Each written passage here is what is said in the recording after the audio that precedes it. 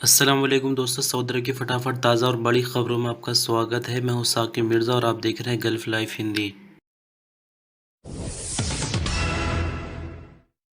Saudi अरब की passport department यानी जवाज़ात का कहना है कि किंग सलमान की तरफ से जो शाही फरमान जारी हुआ था, जिसमें ये कहा गया था कि 30 नवंबर तक सऊदी अरब में ऐसे रहने वाले अजनबी वर्कर जो कि अभी अपने देश में हैं और कोरोना के चलते अपने देश में फंसे हुए हैं, उनके इकामा और वीज़ा की वैलिडिटी बढ़ा दी जाए, साथ ही विजिट वीज़ा वगैरह की वैलिडिटी बढ़ाई जाए।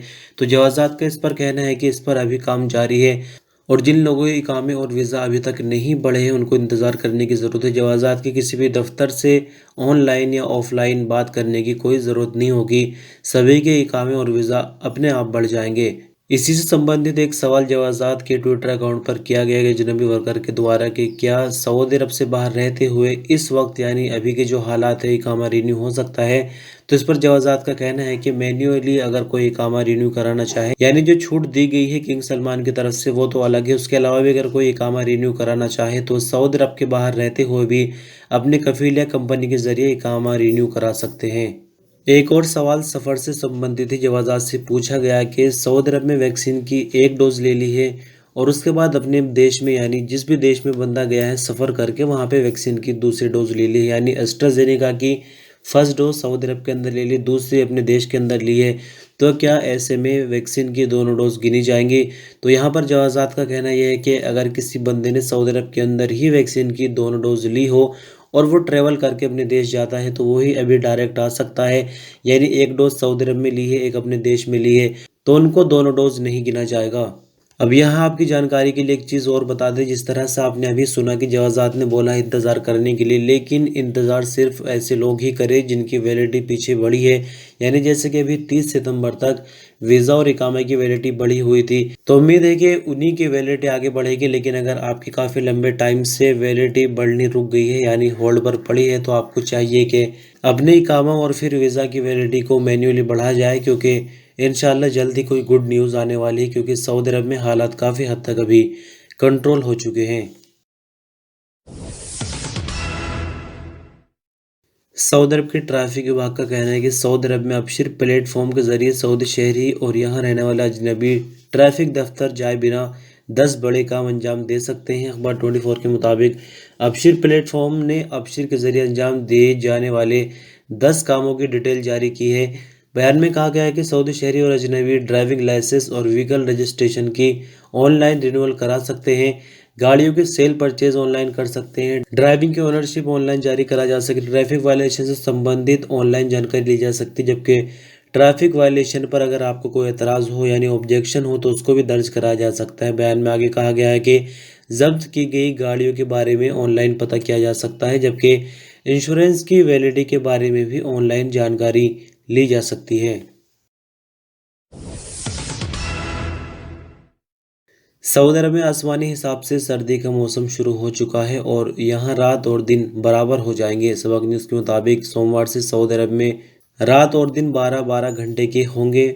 मौसम की जानकार डॉक्टर खालिद अलजाक ने कहा कि ज़्यादातर देशों में सूरज के निकलने और छिपने तक का एक ही वक्त होगा। सऊदी अरब में सुबह 6 बजे सूरज निकलेगा, जबकि शाम को ठीक 6 बजे सूरज ढल जाएगा। उन्होंने कहा कि आज से एक हफ्ते तक दिन 12 घंटे का होगा, रात भी 12 घंटे की होगी। एक हफ्ते के बाद रात का वक्त बढ़ना और दिन का वक्त घटना शुरू हो जाएगा।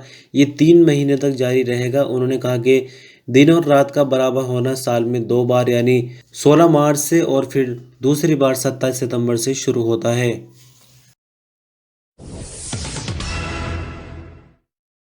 सऊदी अरब में रोड सिक्योरिटी फोर्स का कहना है कि हाईवे पर गाड़ी खराब होने की सूरत में ड्राइवर को नियमों की पाबंदी करनी होगी। आज न्यूज़ के मुताबिक विभाग ने कहा कि ट्रैफिक हादसों से बचने और ड्राइवर की सलामती के लिए ज़रूरी है कि सेंट्रल हाईवे से गाड़ी को हटाया जाए। गाड़ी में खराबी होने की सूरत में हाईवे की साइड पर गाड़ी खड़ी की जाए, फ़ौरन ही गाड़ी के इशारे जला दिए ताकि पीछे से आने वाली गाड़ी आपको देख सके और किसी तरह का कोई नया एक्सीडेंट ना हो। विभाग का आगे कहना है कि गाड़ी ख़राब हो जाए तो फ़ौरन ही रोड सिक्योरिटी फोर्स के कंट्रोल रूम सेंटर यानी 911 पर कॉल की जाए। सऊदी मिनिस्ट्री ऑफ हेल्थ की तरफ से बीती रात कोविड-19 की नई रिपोर्ट के मुताबिक 59 नए केस रिकॉर्ड पर आए, जबकि नई रिकवरी 78 रही और मरने वालों की नई तादाद 5 रिकॉर्ड की गई है। एक्टिव मामलों की तादाद अभी फ़िलहाल छिपा दी गई है, लेकिन एक्टिव मामलों के अंदर जो क्रिटिकल केस होते हैं उनकी तादाद फ़िलहाल 244 हो गई है। कुल मामलों की बात करें तो सऊदी भर में कोविड-19 के कुल केस अभी तक 5,46,985, जबकि कुल रिकवरी 5,36,028 है और कुल मरने वालों की तादाद बढ़कर 8,704 हो जाती है। सऊदी अरब में मौसम के केंद्रीय सेंटर का कहना है कि इस साल सऊदी अरब में गर्मी ने 30 साल के सभी रिकॉर्ड तोड़ दिए हैं। इस बार टेम्परेचर में औसतन 1.1 की बढ़ोतरी रिकॉर्ड की गई है। अखबार 24 के मुताबिक मौसम विभाग का कहना है कि अगस्त का महीना बीते 30 सालों के दौरान छठा सबसे ज़्यादा गर्म महीना माना गया। औसत टेम्परेचर से 0.9 तक गर्मी ज़्यादा रही। मौसम विभाग का कहना है कि 2021 की गर्मी के मौसम के दौरान बारिश का रेशियो बीते 30 सालों के दौरान औसत से ज़्यादा रहा, जो कि 7वां नंबर रहा। औसत बारिश 5.3 मिलीमीटर हुई। इस साल जुलाई में बारिशों ने नया रिकॉर्ड बनाया। मौसम विभाग का कहना है कि अगस्त के दौरान हमारे एक्सपर्ट ने नोट किया कि औसत से कम बारिश हुई, लेकिन बाहरी रीजन में बारिश रूटीन के मुताबिक रही, जबकि बीशा में औसत से ज़्यादा बारिश रिकॉर्ड की गई है। तो ये तो हुई मौसम विभाग की बात। बाकी आपने इस साल कैसा महसूस किया है, अपने हिसाब से हो सके तो कमेंट में ज़रूर बताएं।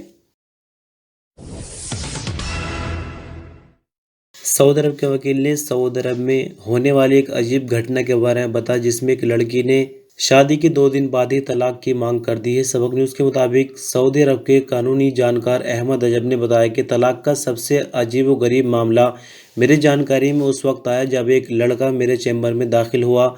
चैम्बर में दाखिल होते ही नौजवान ने पहला सवाल ये किया कि क्या किसी मर्द में कोई ऐसी खराबी हो सकती है जिस पर उसकी बीवी तलाक की मांग करे। मेरी बीवी ने शादी के दूसरे दिन ही मुझसे तलाक की मांग कर ली है। सऊदी लड़के ने बताया कि तलाक की डिमांड का कारण यह है कि मैं गंजा हूं और शादी के दूसरे दिन ये बात मेरी बीवी को पता चली, जिस पर उसने मुझसे तलाक की मांग कर दी है।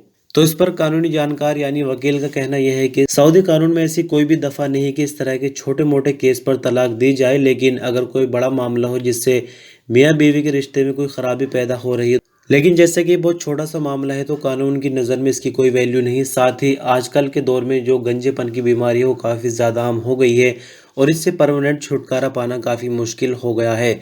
तो खबर आपसे बताने का मकसद ये है कि दुनिया में बहुत ही अजीबो गरीब लोग पड़े हुए हैं। सिर्फ एक छोटी सी बात के लिए कितना बड़ा कदम इस लड़की ने उठाया। हालांकि आगे क्या हुआ इस बारे में तो जानकारी नहीं है, लेकिन खबर सिर्फ इसलिए बताई है कि ताकि आपको पता चल सके कि दुनिया कैसे अजीबो गरीब लोगों से भरी हुई है।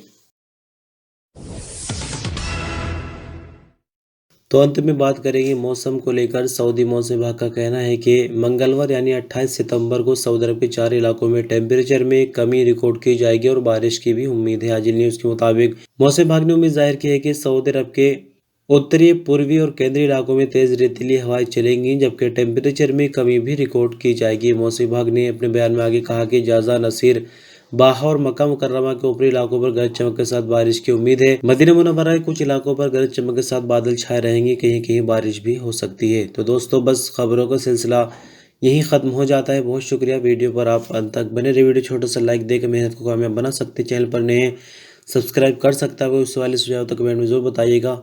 अपना ख्याल रखिएगा। अल्लाह हाफिज़।